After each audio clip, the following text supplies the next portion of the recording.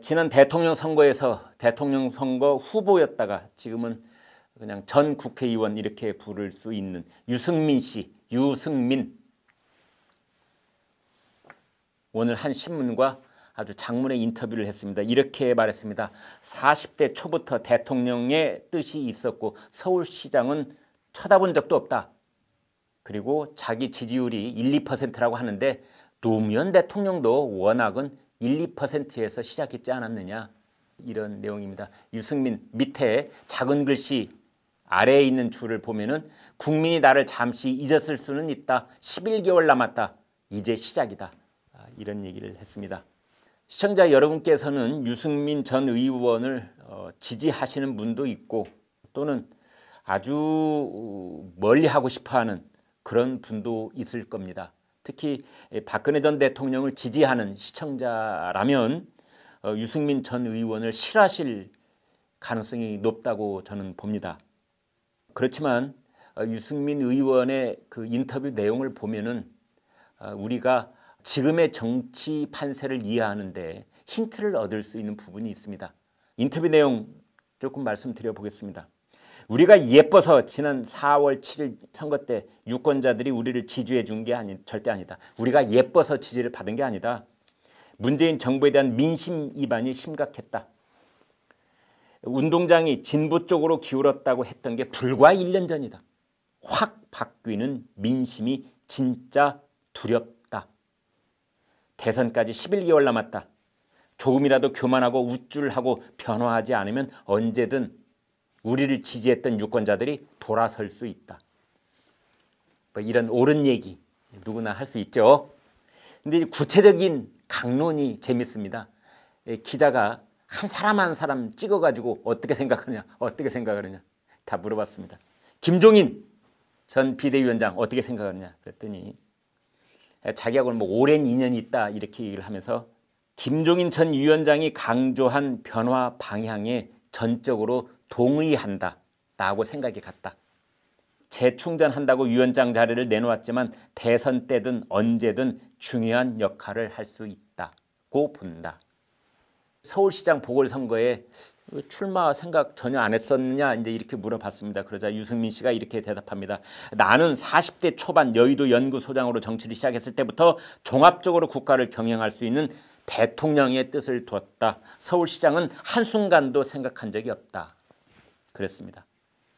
그런데 유승민 전 의원 당신 지지율을 보니까 2 내지 3%밖에 되지 않던데 대권 꿈을 아직도 꾸고 있는가?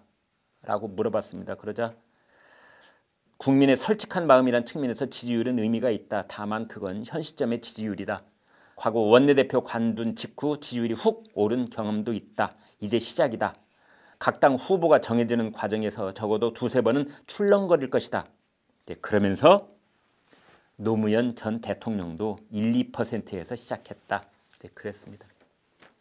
그러면서 자신이 지금 1%, 2% 이 정도 지지율에 머물러 있는 이유를 이렇게 설명했습니다. 나는 미디어의 시야에서 4년 동안 사라졌던 사람이다. 시야에서 사라져 국민이 나를 잊었을 수 있다. 그랬습니다. 그 다음 이렇게 또 물었습니다. 박근혜 정부 탄핵 때 상처를 받은 보수층들, 이분들은 어떻게 할 것인가? 그러자 유승민 씨가 대답을 합니다. 이 부분은 아마 관심이 있으실 겁니다. 유승민 전 의원이 박근혜 전 대통령 탄핵 때 상처를 받았던 분들에 대한 답변입니다. 들어보십시오. 저만큼 화형식 많이 당하고 물풍선 많이 받은 사람은 없을 겁니다. 그런데도 과거 선택에 대한 후회는 없습니다. 무엇보다 정권 교체에 대한 열망이 큰 분들입니다. 누구를 내세워야 이길 수 있느냐를 보고 선택할 거라고 생각합니다. 나 개인에 대한 생각도 바뀔 수 있을 거라는 희망 섞인 기대가 있습니다. 윤석열 전 총장에 대해서 물었습니다. 그러자 검사 윤석열은 권력의 탄압에 굴하지 않는 강직한 검사라고 생각한다. 이렇게 답변을 했습니다. 안철수 국민의당 대표가 대선에 나올까요? 물어봤습니다. 그러자 이렇게 답변을 했습니다. 대선은 안 나가겠다고 했지만 그건 그분 마음이니까 바뀔 수도 있다. 서울시장 출사표 던질 때는 대선에 안 나가겠다고 했지만 이제 상황이 변했으니 나올 수도 있는 거 아니냐. 그 다음에 유승민 전 의원이 이재명 경기지사에 대해서는 이렇게 말했습니다. 민주당과 여권이 재편될 가능성이 더 크다고 생각했고 지금 그 시점에 와 있다고 생각한다. 분열의 에너지가 작용하기 시작했다. 민주당의 친문 세력은 과거 친박 세력들보다 훨씬 결속력이 강하고 이념적으로 뭉쳐있다. 쉽게 이재명 지사 쪽으로 힘이 모이진 않을 것이다. 마지막으로 유시민 노무현재단 이사장에 대해서 이렇게 말을 했습니다. 정치인이 말을 바꿀 때는 국민께 내가 왜 말을 바꾸는지 설명하고 과거 발언에 대해 사과할 건 사과해야 한다는 신조로 살아왔다. 정치할 생각이 있으면 설명이 필요할 거다. 만약 유시민 씨가 대권에 꿈이 있다면 과거에 선출직 공직자는 절대로 하지 않겠다 하던 그 말을 바꾸는 과정에 대해서 설명을 해야 될 것이다 라고 말했습니다. 네, 역시 댓글 이렇게 좀 읽어드리겠습니다. 이렇게 되어 있습니다. 유승민 댓글 관련 보겠습니다. 첫 번째, 유승민 정신 차려라. 정신 차려라. 아직도 자기 자신을 모르고 있구나. 정신 차려라. 당신이 지금 그런 말 할 때인가? 석고대죄를 해도 모자랄 판에 무슨 소리야? 두 번째, 당신은 배신의 아이콘이야.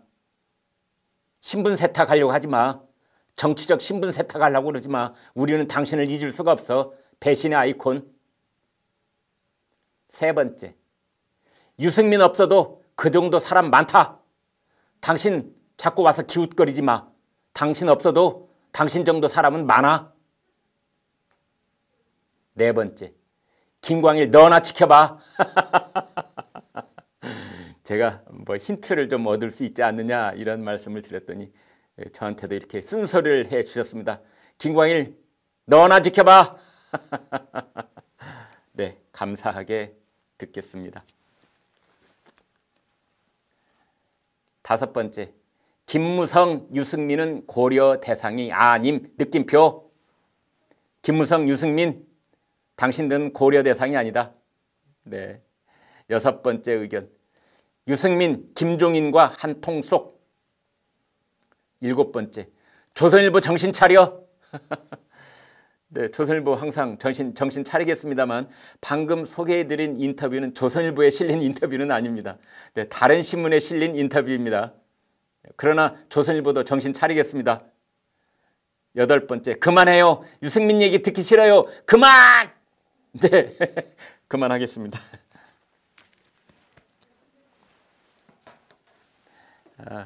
방금 저 댓글을 박은주 국장이 뽑아서 주셨는데요.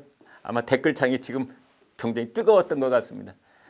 아마 다양한 의견이 있으실 텐데 뜨겁게 의견을 주신 분들만 따로 좀 모아서 박은주 국장이 저한테 주신 게 아닌가 할 정도로 김광일 너 정신 차려. 너나 지켜봐. 저 얼굴이 좀 아무튼 네, 잘 알겠습니다.